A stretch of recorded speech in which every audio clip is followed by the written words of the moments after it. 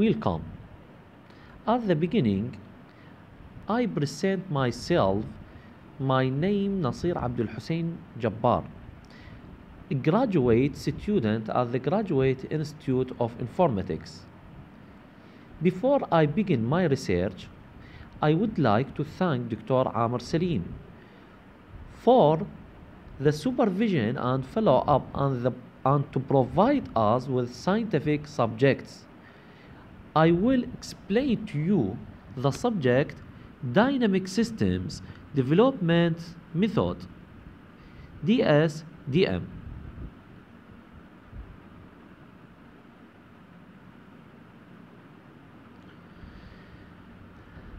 DSDM is management and control framework for rapid application development. RAD aims to build working system rapidly. Prototyping aims to build elements of system, partial system quickly. Similar development environment can be used for both. A prototype may incrementally become working system. In this slide, explain origins of DSDM. RAD popular in early 1990. No commonly accepted approach. DSDM consortium set up in 1994. DSDM define the structure and controls for RAD project, but doesn't specify the methodology. Has been used with SSADM and OOB. A dynamic system of project management take fundamentally different perspective on project control.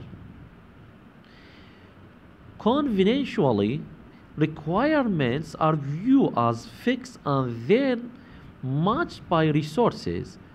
A dynamic system fix resource for the project, fix the time available, and then sets out to deliver only what can be achieved within these constraints. In this slide, we show DSDM underlying principles based upon 9 underlying principles. Number 1, active user involvement is imperative.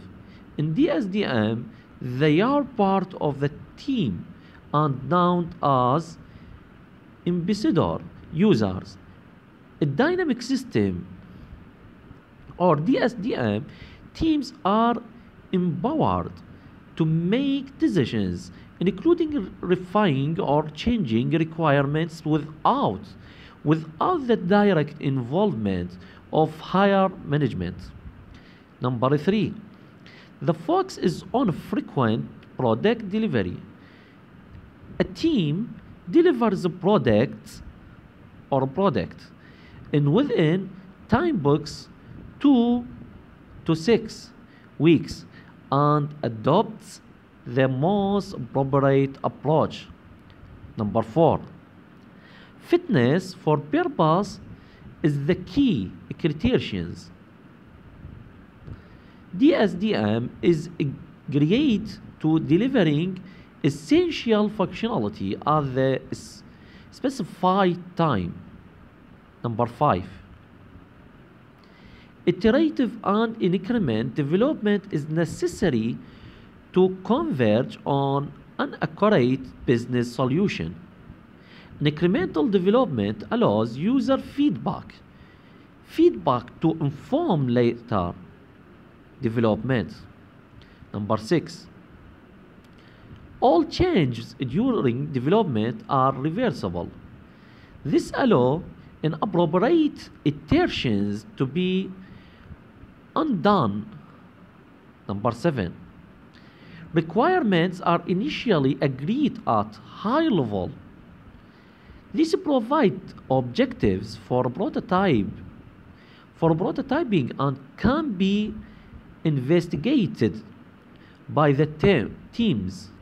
Normally, the scope of the high level requirements is not changed significantly. Number 8. Testing it integrated throughout the life cycle. This is essential with an incremental approach. Developers test for technical compliance, the user team members for functional compliance. Finally, number 9. A collaborative and cooperative approach between all stakeholders is essential. Include resource managers and quality assurance teams. In this slide, we will explain the SDM life cycle in brief. The DSDM life cycle has these phases: feasibility study, business study, functional model iteration, design and build iteration, and implementation. In this slide, figure shows simplified DSDM life cycle.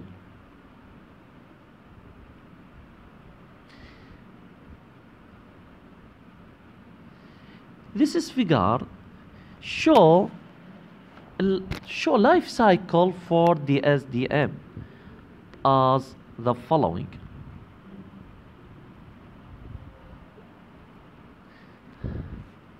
A DSDM life cycle.